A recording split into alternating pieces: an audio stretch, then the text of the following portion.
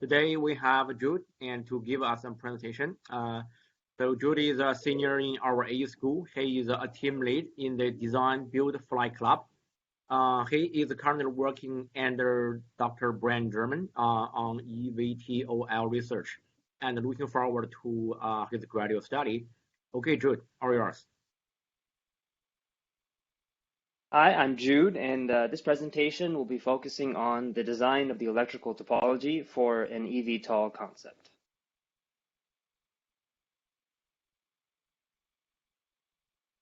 Oh, okay.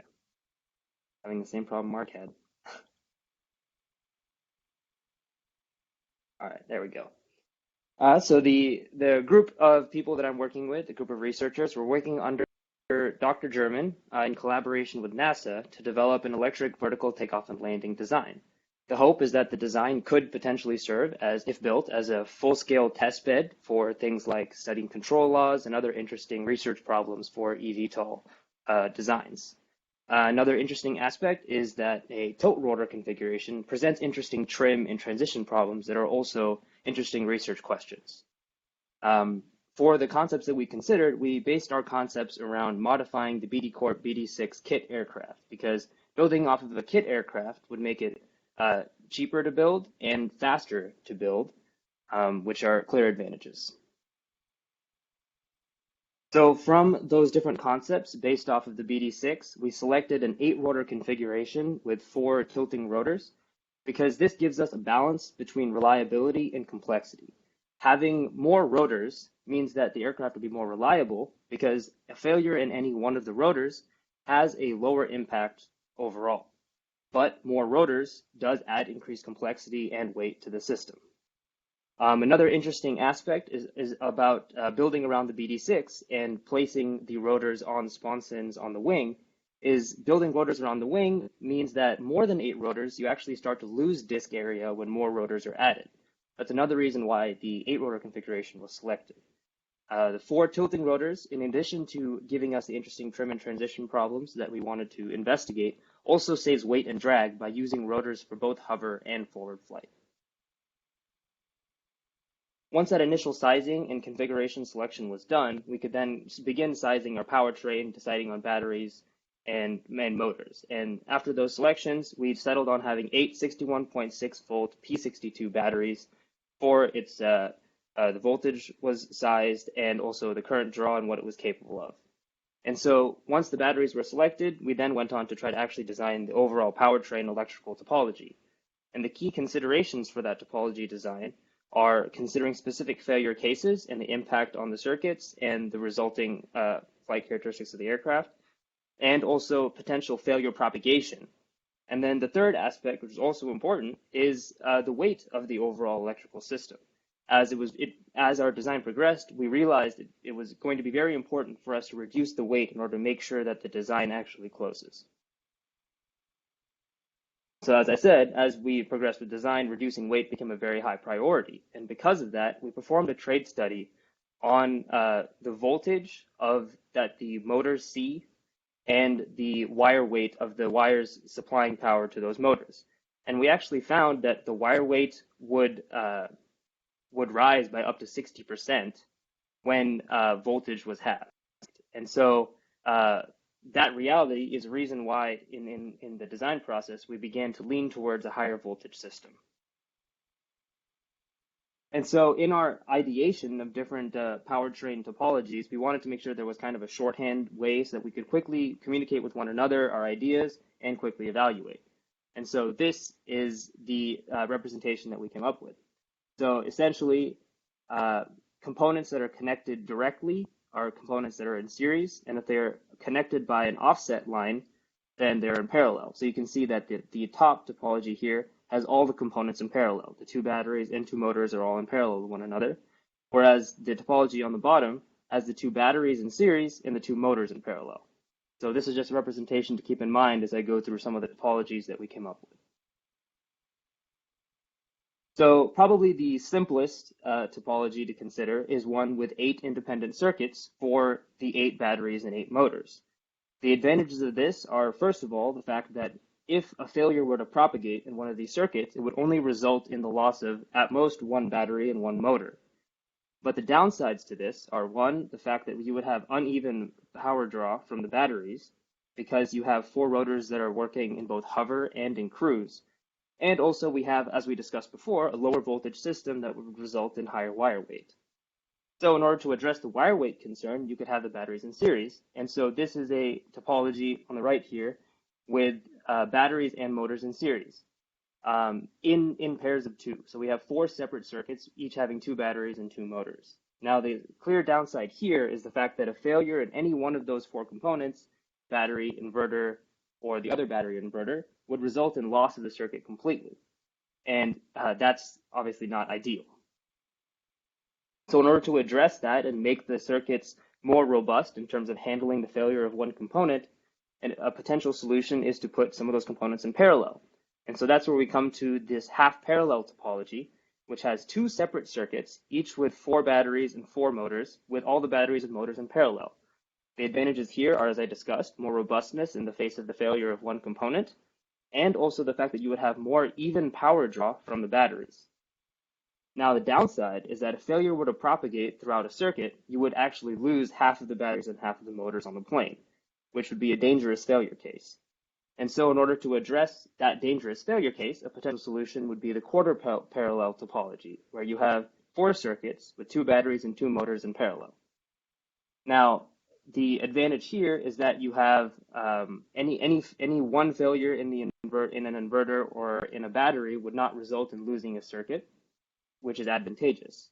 However, the two downsides, the one downside is the one that we discussed before, with the low voltage coming from having only one battery's voltage on the circuit.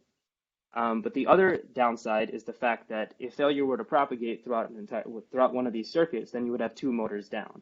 And having two motors be shut off could result in a significant force imbalance that would be difficult to control the aircraft after.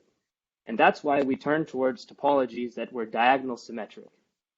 And by diagonal symmetric, we mean that when you have a circuit that has two motors on it, those two motors would be, for instance, the front left inboard and the back right inboard motors. So that way, if the failure were to propagate through a circuit, at most, those diagonally symmetric motors would be out of commission, which would likely result in a smaller force imbalance result, which is ideal. So the two diagonal symmetric configurations that we considered, the first was a parallel one, where the batteries and motors are in parallel with one another. And like I mentioned before, the key downside with that is higher wire weight because of the lower voltage.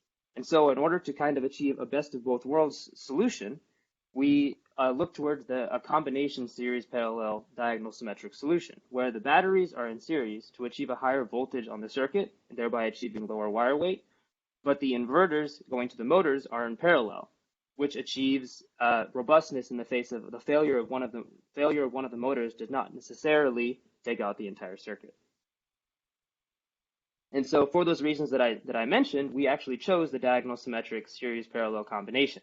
As I said, the inverters in parallel prevent the failure of one inverter, automatically resulting in the failure of the circuit, and the batteries in series raise voltage, reducing the current required to achieve a certain power on the motors, thereby reducing wire weight.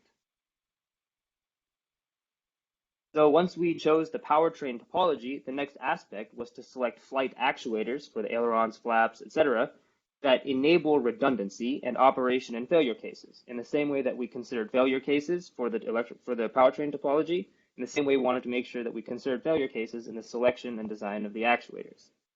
And again, weight reduction continued to be a very high priority. In addition, the actuators were sized based on AVL hinge moment results, just to get a general sizing on the kind of actuators we'd be looking at. So when we went into research as to the different aerospace grade redundant actuators that would be available to us, there were two different distinct redundancy architectures that we came upon.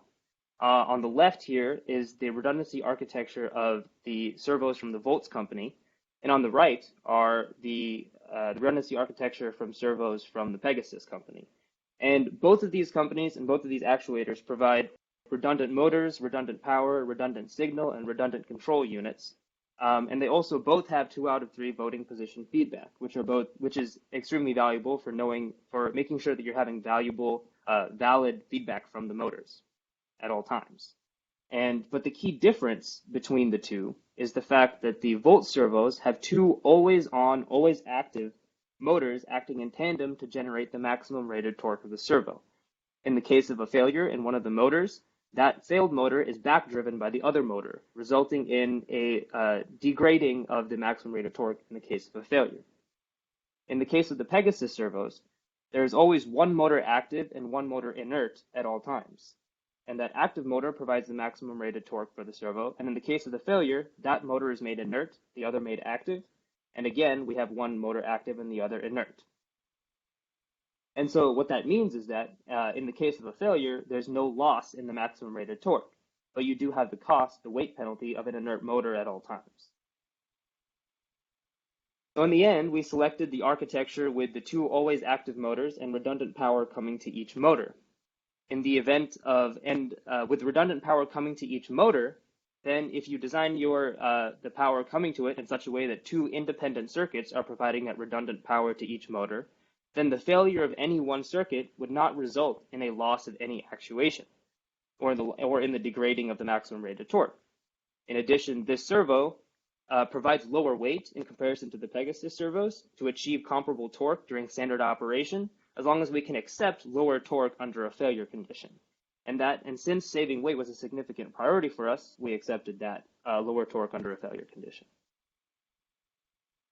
Another important consideration that is not necessarily directly related to the electrical topology, but is an important choice in terms of the actuator, is selecting whether or not to have an electromagnetic clutch. What the electromagnetic clutch does, as the diagram on the right explains how exactly it works, but the electromagnetic clutch allows the control surface to be decoupled from the actuator. When the servo is receiving power, the clutch is engaged, which connects the shaft to the servo motor, thereby connecting the control surface to the actuator. However, in the case of a power failure, the electromagnetic clutch disengages, and that decouples the shaft from the motor, allowing the control surface to move freely. This is useful for control surfaces like the rudder, aileron, or trim tab that you would want not to be fixed in a specific position if a servo were to lose power.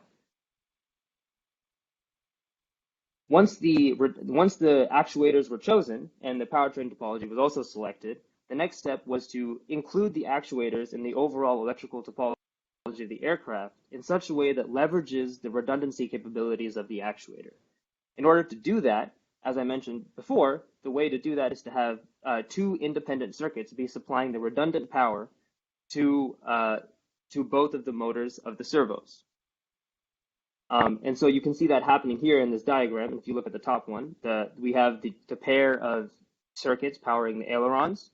And you can see that another important aspect of this is the fact that the DC-DC converters dropping the voltage from the battery voltage to the voltage required for the actuators are, like the inverters for the motors, also in parallel. So the same benefits that we talked about before of having components in parallel, where any one failure of any of these converters or the inverters would not result in loss of any of the other components.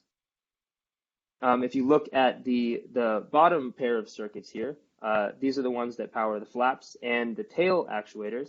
Another interesting aspect is the fact that the trim tab, we ended up choosing not to have a redundant actuator for the trim tab because a failure in the trim tab would not necessarily severely impact our ability to safely land the aircraft. And the weight penalty of having a redundant actuator, which is of having 2 motors instead of 1 for the servo, was not worth having trim tab actuation in the case of failure. So in order to get a more clear picture of what this electrical topology might look like physically in the aircraft, we laid the electrical topology down over the BD6 silhouette. And so in this picture, you can see here, this is the pair of circuits that powers the flaps, the inboard motors, and the tail actuators. One thing you can see more clearly here is the fact that the converters dropping voltage for the actuators are close to the inverters in such a way that the wires coming to the actuators are branched only very close to the actuator and are piggybacking off of the power going to the motors most of the way out to the actuator, resulting in minimizing the excess wire weight required to bring the actuators into the electrical topology. Another interesting aspect to consider is the placement of the DC-DC converters stepping voltage down for the tail actuators. In reality, moving those converters closer to the rear of the aircraft would maximize the amount of smaller wire that we could use in order to achieve this electrical topology.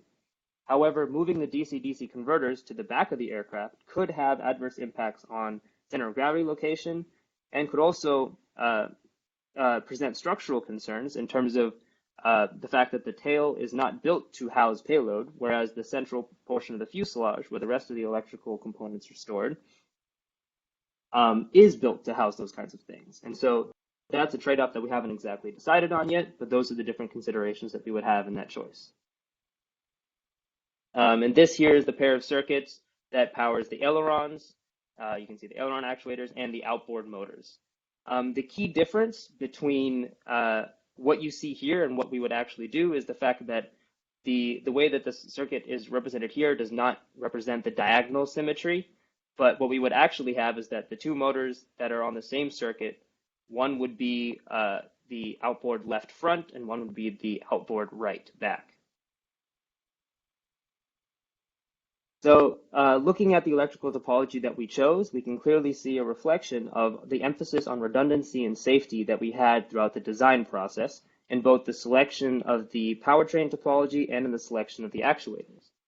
The trade-offs that we had between reliability and complexity are also clear, and we saw those in both the configuration selection, in the selection of the 8-rotor design, and in the detailed design of the powertrain topology.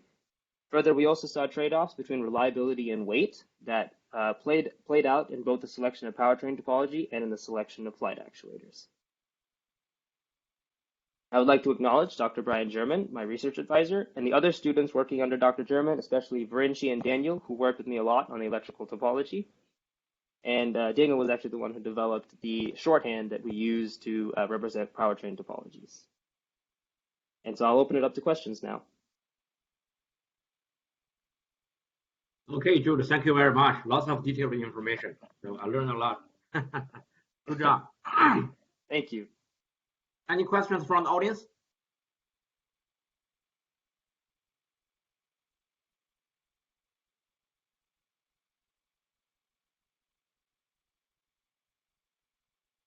Okay, I didn't hear any, so probably you're totally off everything. Okay, so we will just stop here today. Thank you guys for attending this week's Brown Bag Launch Seminar. And I need to run for another meeting. So let's see. Okay, yeah. Thank you, guys. Thank you, Dr. Sun.